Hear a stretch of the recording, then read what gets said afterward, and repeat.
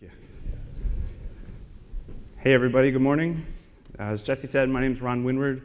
I am security evangelist for the Americas for Radware, and before joining Radware, I was at Server Central and NLayer for a long time, and prior to that, data side of CLEC business. So we are going to talk today about Mirai. I am not a Mirai researcher, or I'm not actually in the research function at all at Radware, but Mirai, as one of my researchers said, became the celebrity of botnets. So a lot of us are aware of it, obviously with what happened in the news.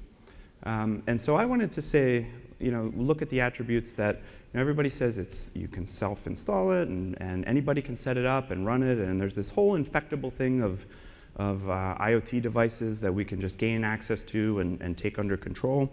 And I was interested in that. So let's look at this as maybe one man's study of Mirai. I wanted to focus specifically on the network attacks, because as a networker, that was interesting to me, what it's doing to our networks, and maybe look at how we can prepare for some of these. So again, what this is looking at the structure itself, the components, the attack vectors that are included in code, with a focus on the network attributes. This is not a code review. I'm not a code guy. And this is not a how-to guide. I'll talk a little bit about some of the steps that I took to get things up and running, but that's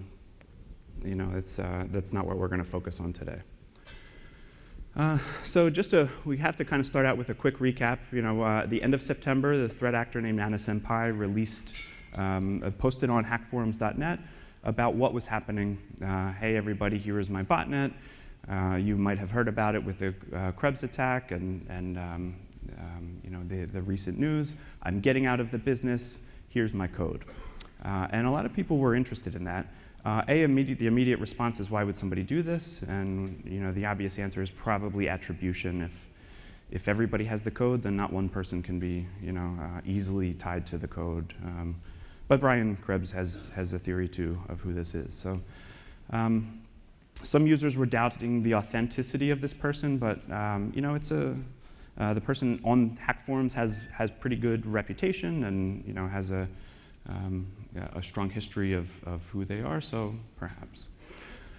This is a pretty cool animation designed by my colleague Pascal Guinens, he's my counterpart in the EMEA region, but it's a good display of how this all happens. So a threat actor, Anna Senpai, or perhaps somebody that looks like Walter White's Heisenberg character, if you're familiar with that, sets up a scan listen server and a command and control server. And that's how this all really starts. And there can be many different physical servers, or this can be distributed across them, but these are the two main components. On the CNC server, you can launch the actual first bot. He has a little bit of a different behavior than the infected bots, but this is the guy who is going to start the chain reaction, right? So then once a bot is infected, the bot immediately, and I'll show examples of this, starts his own port scanning on 23 and 2323, trying to find immediate hosts that he can infect. And if he finds one, as we can see this guy on the bottom right, he reports to the scan listen server, and he reports what IP addresses worked, what credentials worked, and then the scan listen server says, is this guy something I know about? If he is, don't worry about him. If he isn't, I'm going to start the loader. Now the loader is going to start loading code, initiating commands onto the bot. Bot gets infected, process continues. He reports back to CNC and continues in his own port scans and brute forces. Now there's another interesting attribute to this, and that is adding access to the botnet. So somebody says, hey, guy who owns the botnet, I will pay you for access to your botnet, or maybe it's the other way around. But there's a monetary ability to lease these, and in fact, you can assign resources and in fact set up an API to control it as well. So that's a high-level overview.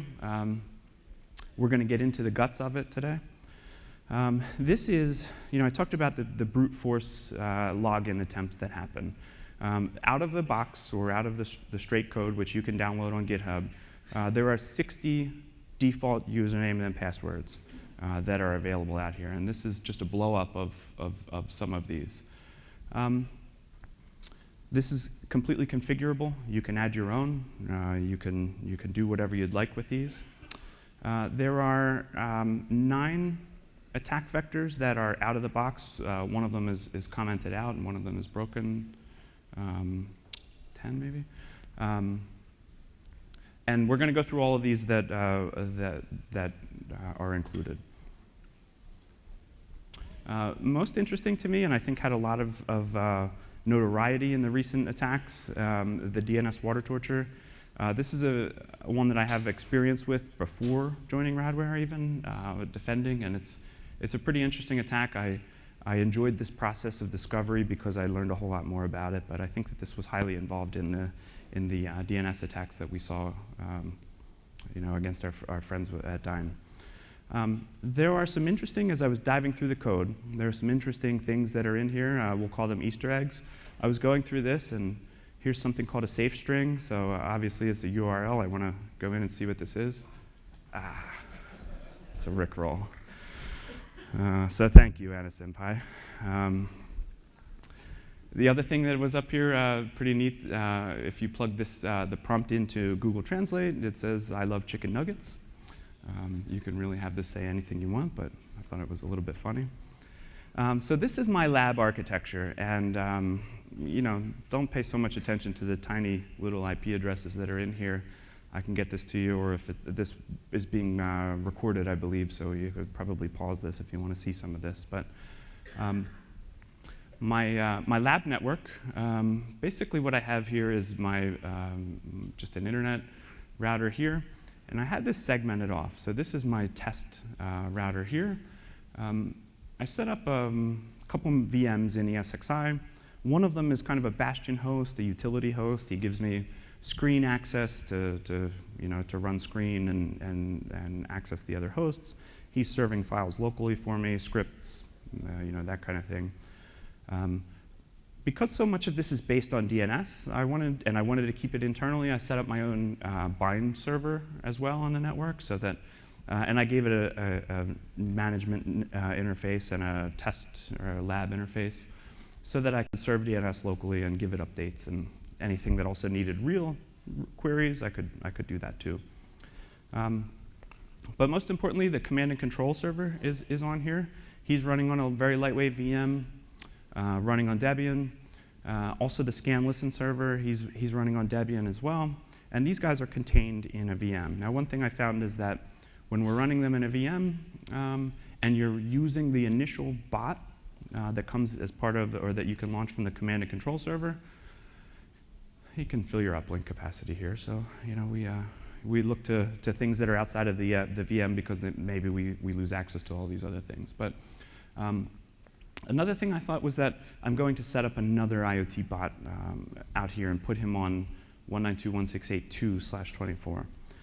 This guy, bot2, was a Raspberry Pi, and he's just running Raspbian. I wanted to see what would happen with him. And then here, 192.168.3 is my attack network. So I have actually I put a linksys up here and I'll talk about this in a little bit, but he's just there. I have him actually plugged in on the LAN side of this for a couple reasons.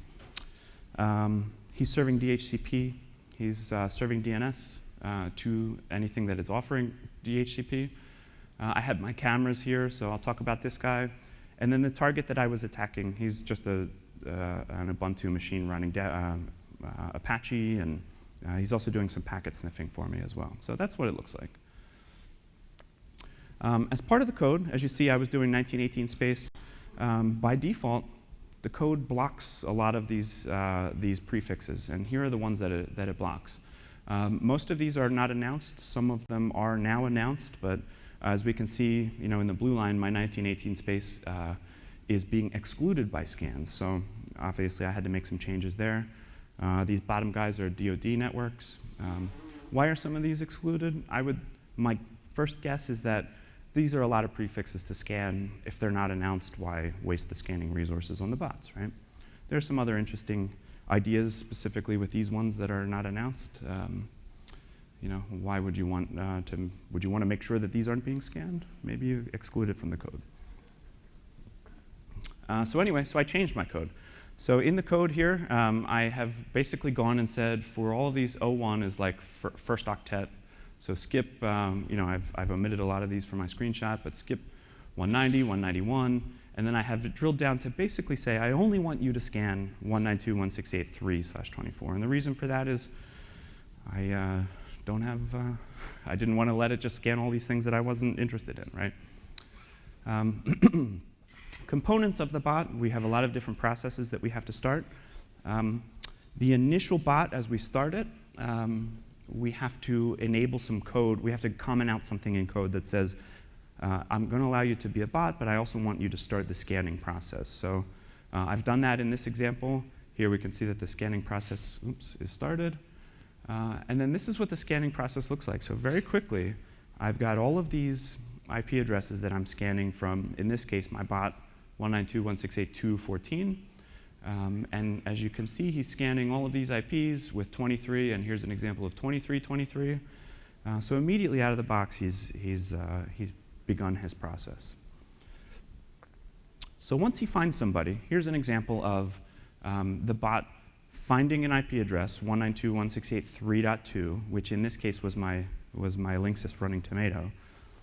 He tries to log in, right? So we can see examples based from that list of 60 user and passwords. Here's my username that I try, here's my password.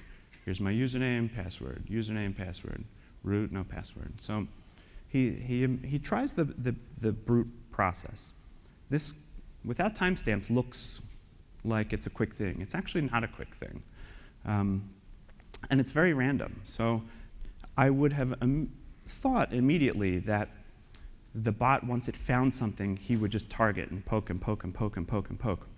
That doesn't seem to be the case. You might try one, and then it might not hit that node again for another 5 minutes and try another password. So it's kind of a random process. It seems to be anyway. When I was running it, I thought, this is going to take some time. And then I thought, well, if you have 100,000 bots doing this, you're maybe a little bit more efficient, even if it's not one bot truly brooding the target. I didn't do too much with this, but this is the scan listen process which you have to start. He listens out of the default on TCP 48.101. And this is the guy who's listening for the reporting of what's working out in the network. The loader process, I will give another good example of this that I'm forcing, but the loader process, his job is to keep track of the bot loading. So you can see in here how are things loaded, and I'll give you examples of this. The two primary ways are wgets from the bot itself and then TFTP as well. And it allows for piping in a list of IP addresses to the loading process. So that's how I mainly did this stuff. So I talked about my Linksys. So as I was setting this up, I'm thinking, this IoT botnet, it infects everything. This shouldn't be too hard, right? So I'm thinking back. I remembered I had a Linksys at home in the basement, and I remembered that these WRT54Gs, they run some Linux. And then I thought, well, they're probably running BusyBox too. Remember that Mirai infects BusyBox. So sure enough, I get into this guy, and I take a look, and I log in, and you can see he's running Tomato, and he's running BusyBox, and I'm thinking this is going to be great, right? Not the case. I think the reason for this is the binaries and the architecture code that is included with these guys. I think that this guy has a Broadcom chip, and I don't think that that the code includes these. But I also found in other examples that this isn't as easy as it initially sounds. So I'm thinking, okay, well, this is an IoT botnet camera, a camera botnet. So I go to Amazon, and I quickly order one of the cameras that it looks cheap, and I think is one of the names that is potentially included. Didn't work. So I'm thinking, all right, well, what I can probably do is go to Micro Center and get, they got cameras there, so I'll go there. I got one there, didn't work. Another one, didn't work. So for what it's worth, not everything is infectable. But I found one. Here is a SriCam AP003. After forgetting about my blind luck, I just went to actually find one that was a known issue. So this is the guy that I got. He is, as you can see, here's an nmap of the services that are running on here. I'm most interested in Telnet, obviously.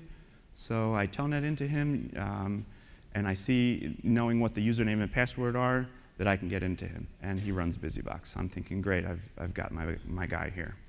And in fact, I did. He was the bot that I used for the IoT bot that I used for the rest of the study. So I gave an example of the loader earlier. This is where I'm doing the infection process of the device. And this was actually very useful to be able to cat in IP addresses and known credentials or to pipe in IP addresses and known credentials of the bot that I wanted to focus on. What I'm showing here is that in the loader process, I start, nothing's logging in, nothing's logging in. OK, now I've got one login.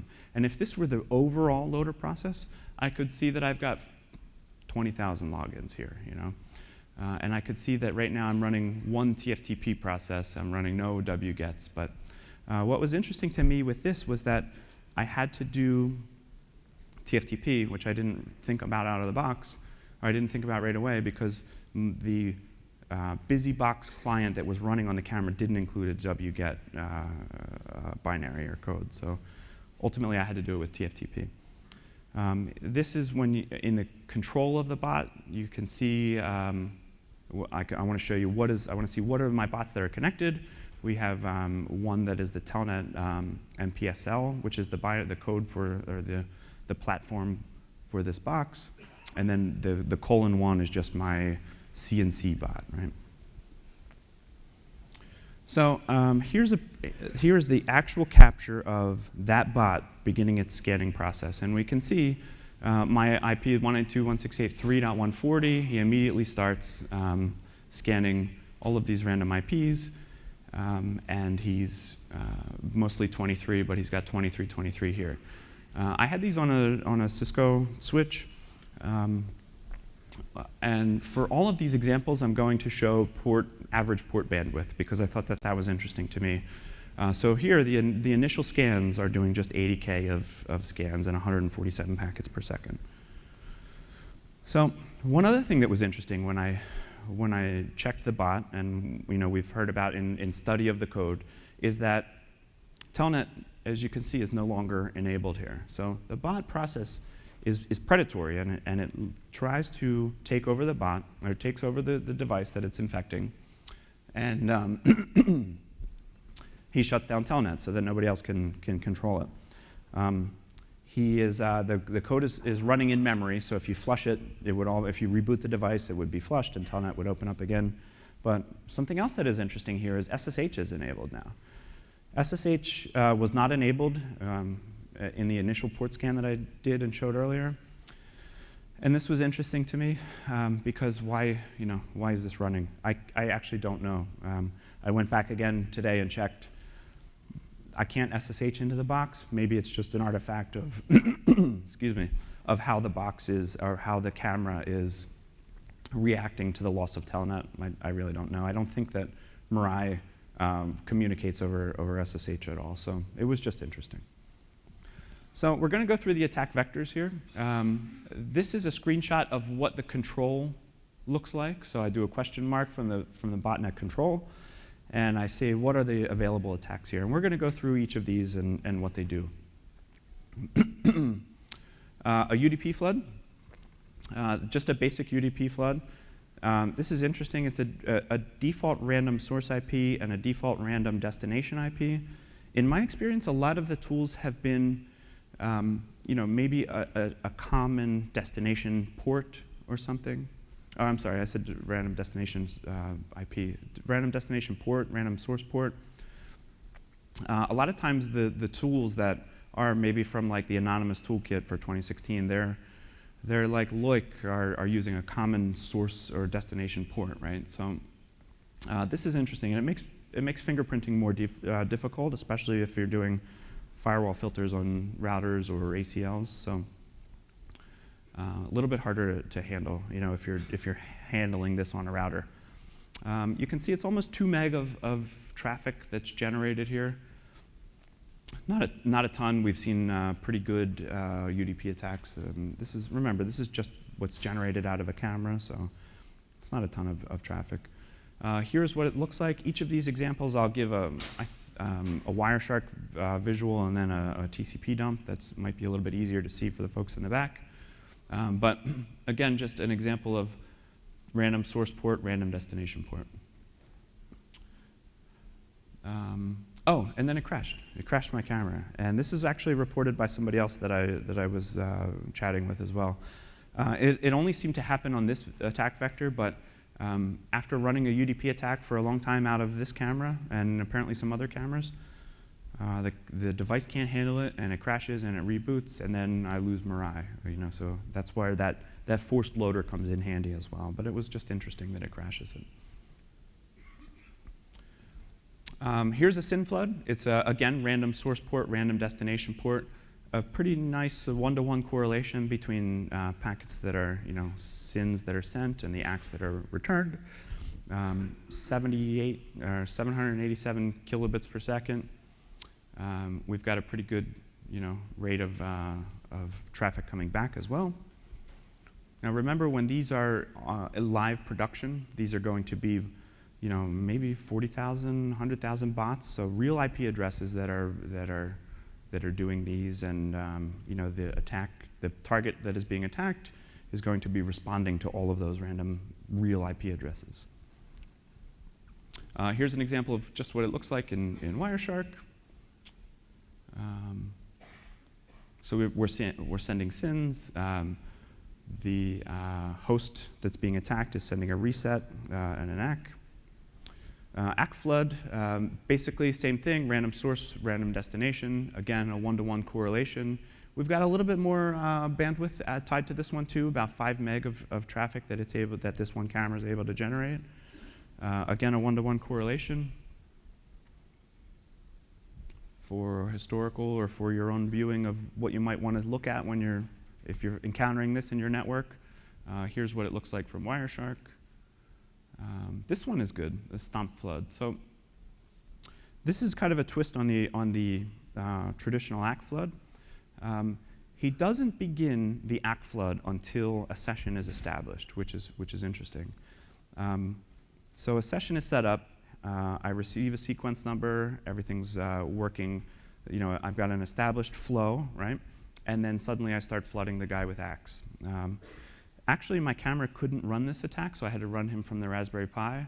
That's why these are a little bit different numbers and in fact, colors on the slide. But this guy got about 90 meg of traffic on the Pi's. I think the Pi has 100 meg ports, so not bad. But what's interesting, as I say about this, is it's an evasion technique, perhaps, to try and evade some of the defenses that we might have in the network for blocking just regular ACK floods or SYN floods. So once a session is established, then I started with the ACK flood. Here's what it looks like in Wireshark. Also, notice that I'm sending pushes here. So I set up my session, and then the attacking bot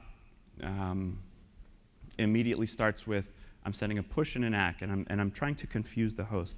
The push is his intention is to say, don't wait for everything else that you might be receiving from me, just start processing. So, just an interesting twist on it.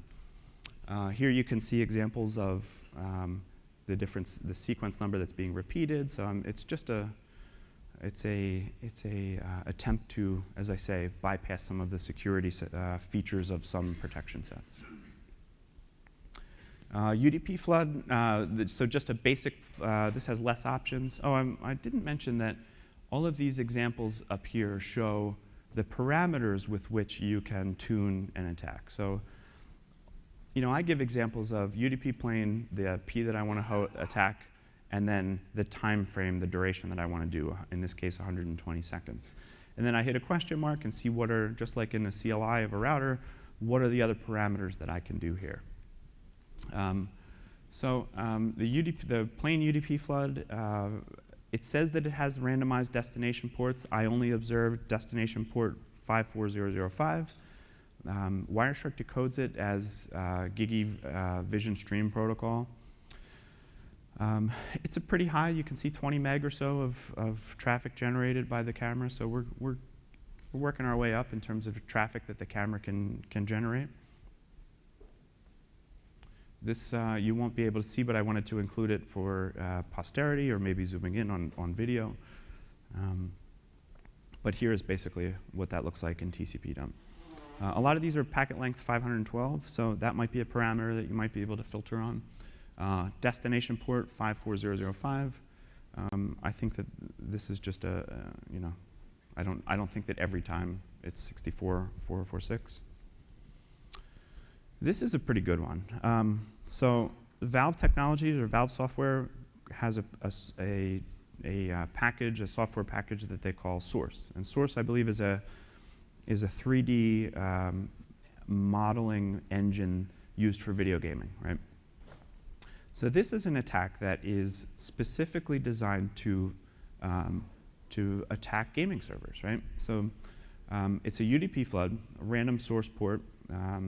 Destination port is 27015, which is the port that a lot of this engine is running on, right? It's used for Half-Life and Counter-Strike and those kind of things. So the payload, I'll show you, includes a query for this. Not a ton of bandwidth, 162K. Maybe it's really 80K if we know that the scanner is running too. But it's a targeted attack. Now, how are you going to find this, or how would you combat this? What I don't know, I don't have access to production, data center data anymore. But I would suspect that any gaming network is probably already running this traffic. So it's probably, not something that you can just filter out 27015, because I think that would probably break the games. Here's an example of the Wireshark capture. You can see the query that's included in the payload here. And this is basically just what it looks like on the actual flood. So random source ports attacking UDP 27015. And again, I would think that if I was running a gaming network, I would probably see a lot of this in my network already. So it might be a difficult thing to try and fingerprint and attack and block with traditional firewall filters or ACLs.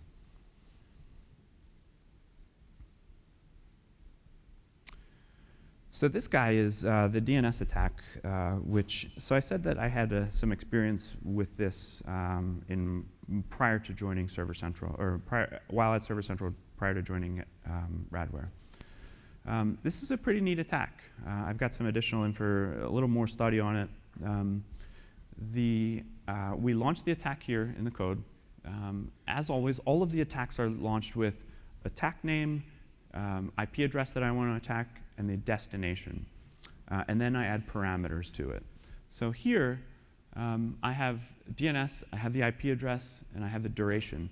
Actually, what happens on only this attack, that IP address is ignored. It's not included. And it's because this is an attack on DNS resolvers. So here in my example, I've said DNS, I put in the IP address of my attacking server, the one that I usually attack, my duration, and I add a domain that I want to use. This is just an unrouted domain that I'm using, and I'm serving DNS4 on that bind server. He's 187K or maybe 100K of attack traffic, but he floods the target DNS server. So he's flooding the authoritative DNS server, ultimately the authoritative DNS server for the domain here. We'll dig into this. What's happening also is he's prepending, or he's adding a 12-character string to the front of whatever domain you put in that switch of domain equals. So in my case, what's interesting here is the attack is coming from my DNS server. So the host that the camera is using for his DNS queries, which in my case was that linksys, because he's giving that out as part of his DHCP request, or DHCP fulfillment. So the camera is asking the linksys, hey, what do you know about randomstring.domain.com, right? So this is how it looks on the DNS server. I'm getting these attacks from a real legitimate DNS server. And in production, this is going to be real DNS servers. So you can't block requests from Comcast's resolvers, right? You don't want to do that, or Verizon's resolvers. You can't do that. So this is a difficult one to try and fight. It's small length, high packets per second. In my examples or in my history of working on this guy, he can be a pretty tough one. So you might see 25 gig of traffic in terms of bits per second, but it might be 50 million packets per second. So you might exhaust packets per second on your links before you're exhausting bandwidth utilization. This is a couple looks at what happens here. So a lot of the examples are saying, this is going to be added to just, randomstring.www.domain.com. But in fact, you might also see it as just randomstring.domain.com. The only parameter is, do I add what I put in the domain string here? So again, this is the syntax that I'm using, target.domain.com or domain.com. And the result is always a 12-character random string that is prepended to the query. This one is really cool. This is the GRE IP flood. He sends traffic that is encapsulated as GRE. The tunnel, when we look into the tunnel traffic, the source IP is always this unused or special use IP space. It's always this specific IP address. This is a high bit per second, high packet per second attack, which initially when we heard about the GRE vectors being used in a lot of these Mirai attacks, a lot of us were thinking, why is GRE being used? Maybe it's being used to as a method to try and knock down cloud scrubbing centers that might be using GRE for delivery, and I never really thought that was really it. But after doing this test, it dawned on me that this is the highest packet per second attack that's out here, and the highest volume attack that was out here. So this is probably the most effective in terms of volume attack that is in the tool set here. So 25 meg in my example, pretty good. Here's an example from Wireshark of the traffic. It immediately decodes it as the tunneled traffic. But you can see in my example here, my real source IP, my real destination IP, and there's the tunneled traffic. Destination IP is random in the tunneled payload, so interesting. And TCP dump version of it, here's what you're seeing.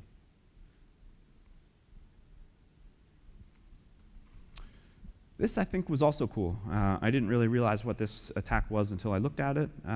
But along the same lines of a GRE attack, this is transparent Ethernet bridging over GRE. So here I'm jamming this with layer 2 traffic, which I thought was pretty cool.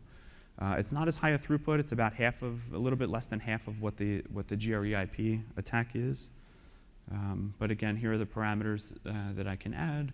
I could just with the same normal switches, I can get the attack going. But here's the layer 2 information that's tunneled inside of it, which I thought was pretty cool. I don't really know the reason why this would be included, but maybe some of you do and could share. And again, here's what the tunneled traffic looks like. This I thought was also cool. It's the HTTP attack that is included with it.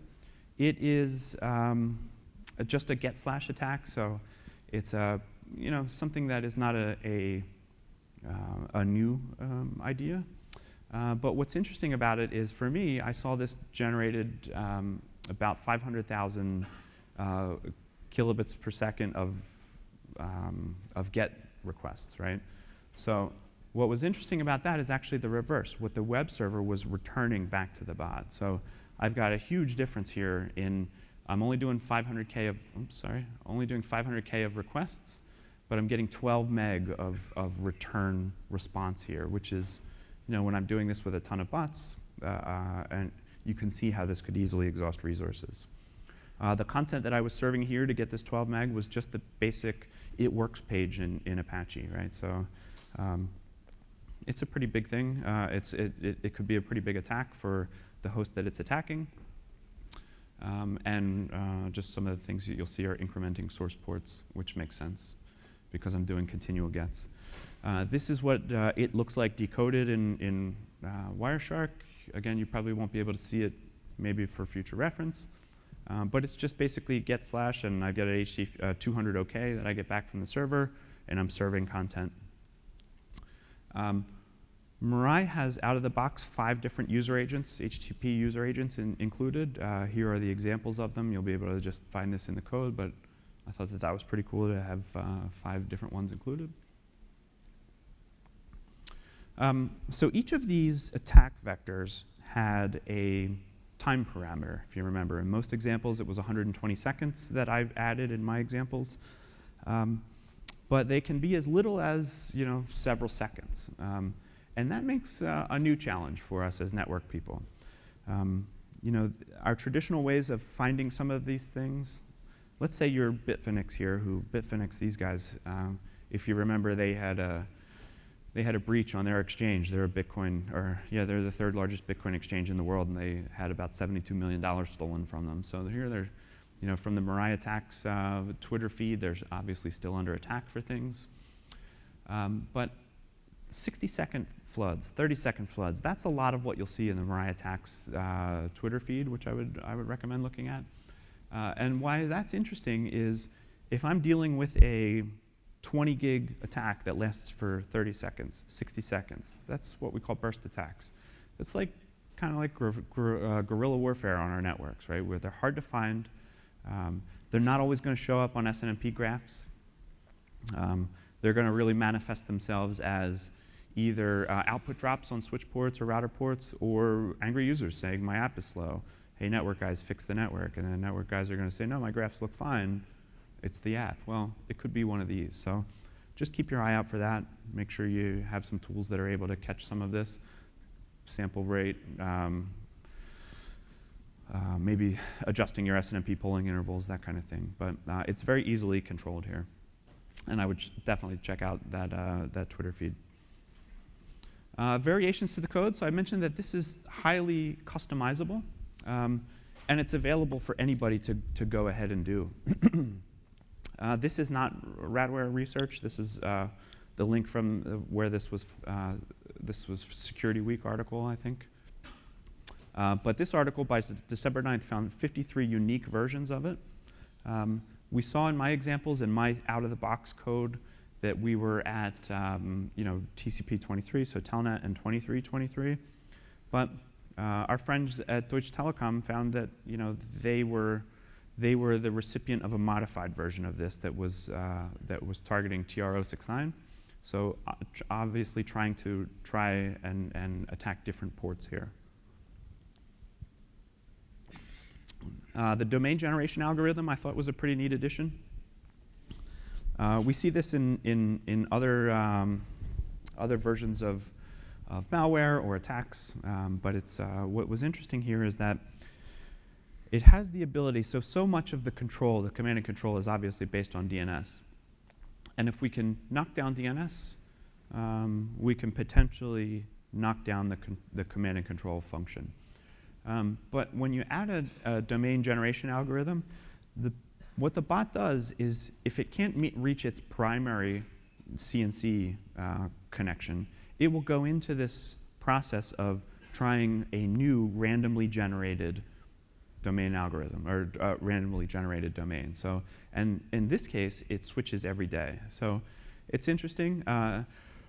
Configure was, I think, as high as 50,000 per day. So it's, one per day is progress, you might say, but there are better examples. But it still is interesting, and one method of how, if we knock down the domain, it can adapt. Sorry. This is an example of the guys at 360. I believe that they're the ones who discovered this, but this is their example of how the domain algorithm in Mirai works. So, just a statement to how this thing can be easily modified and changed, and really with the code being available to all of us, we can do anything that we need it to do. right? So how can I catch this in my network? Out of the box, these are the parameters, right? So unmodified command and control runs on Telnet. That might be interesting to us because we're probably not seeing a lot of Telnet. We shouldn't see a lot of Telnet in our networks, I would think. So that's one way. But as we see, it's modifiable. So I would suspect that it's not all variants of it are probably not all running this way. Replication scanning also is through Telnet and 2323, so keep a look out for that in your NetFlow. Scan listen, its default port runs on 48101, so watch out for that. You might see that in NetFlow. Honeypots are a pretty neat way. We're going to talk about one example of a honeypot that I had played with a little bit. And there are scanner services out there on the network or on the internet that will look at, you can put in your prefixes and they will check, hey, what's vulnerable in your network. They'll basically try to scan your network for you. So Symetra is, they have a honeypot that I enjoyed playing with. I think that it has a little bit, it's still under development and more to do. I would say try it, and if you like what it's doing, maybe consider contributing to it. Here's how I installed it on Ubuntu. This is basically all it is. This is the exact syntax. I'm getting it out of GitHub. I'm adding these guys. I'm installing my requirements, and this is my launch command to run it. And this is what it looks like. So you run it, and you can see this didn't take long here. I mean, I think that this was 2 or 3 minutes, and I'm already having a guy trying to brute and execute commands that are identified as Mirai attacks. Mirai is not the only IoT botnet. I mentioned in the beginning that one of my colleagues calls this the celebrity botnet, obviously because of what it did, but there are other ones here. Here's information to all of these. So pay attention to them. As I say, Mirai's not the only guy out, not the only game in town. But if you need these links, I can get them to you as well. And then in closing, so people are arguing about the longevity of Mirai. If you go into some of these websites and ask for help or look around and try to get help, people are saying, forget about it. Mirai is over. Maybe they're just tired of people coming up and asking questions. But people are saying, whatever's infected is infected, and all you're going to get is the low-hanging fruit. I don't really agree with that, because as we can see, and as we saw with the DT attack of trying to take over almost 1 million routers, code as it is now is flushed from the devices when the power is reset. So that means anything that is infected and then rebooted, unless it has been modified, is ultimately a target again. So I don't think that this is over yet, and I don't think that I think we are going to see more variants and more things being taken advantage of. It's a game changer. Just the ability for everybody to have access to this code and have clear written instructions. This is really the first time I can think of that everybody has access freely to the code, and there are how-to guides on the internet about how to set this up. Basically, everything you need to do to set this up, modify it, and have your way with the botnet. So as operators, we need to be mindful of what's happening in our equipment, in our network. We have to be mindful of the equipment that we're deploying. We have to be mindful of our customers. Yesterday in the security talk, I talked about the growth and the take rate of IoT compared to users on the network. And it was a huge jump between now and estimated for 2020 about I think it was going to be about 20 billion devices attached, IoT devices attached to the network by 2020. And the majority of that growth is in the consumer base. So our users, who are not the technical people, right? And they're not going to be the ones who are caring about the security of these things. As operators, I think that we have a pretty important role in policing this stuff. And I don't necessarily mean shutting people off, but maybe if you're seeing this in your network and you're seeing something from an access link coming in from a subscriber, notify them, send them an email, maybe do some, if they're an access subscriber, maybe do some steering to direct them to like a web page that says, hey, we've tried to contact you. Your service is, you're in part of a botnet. We're about to shut you off, that kind of thing. But I think it's important. And we have to give thought to how we handle these attacks in our own network. I gave examples of how customizable these attack vectors are, how easily, a lot of them are different than what we've seen in the traditional HOIC and LOIC and a lot of the traditional tools that are used for attacks against our own network. A lot of them, as I say, random source port, random destination port. A lot of them are legitimate traffic, like the DNS queries from legitimate DNS servers. A lot of them are legitimate, like you don't want to block all of the Valve source engine traffic if you're a game network that might use this. So how are you going to block? You have to give thought to how you're going to differentiate between the good traffic and the bad traffic, and it's going to be a challenge. So, and with that, I'd like to open it up to questions or feedback or comments or suggestions of anybody else who might have some experience in this.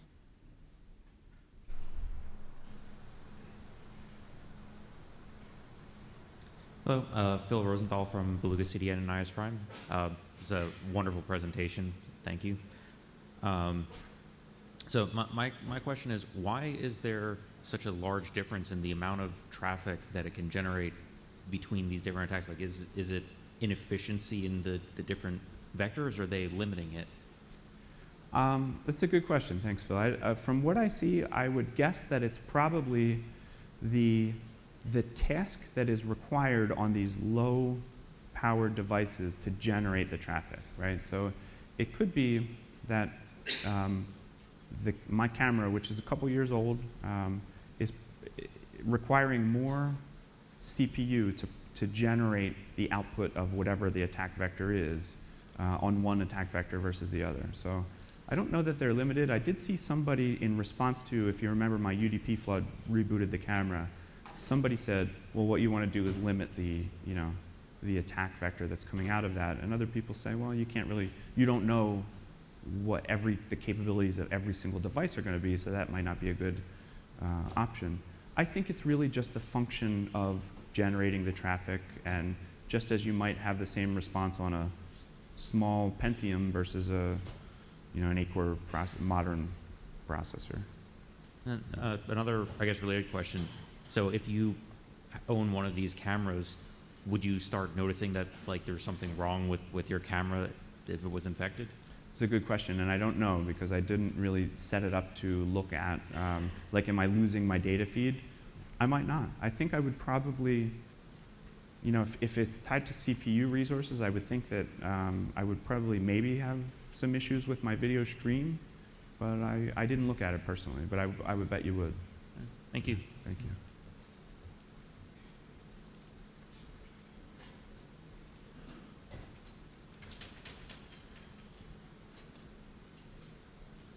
Okay, well, thank you. I will be around only for the rest of today. Unfortunately, I have to go to another event tomorrow, but we'll be at the Beer and Gear tonight as well, so look forward to talking with you. Thank you.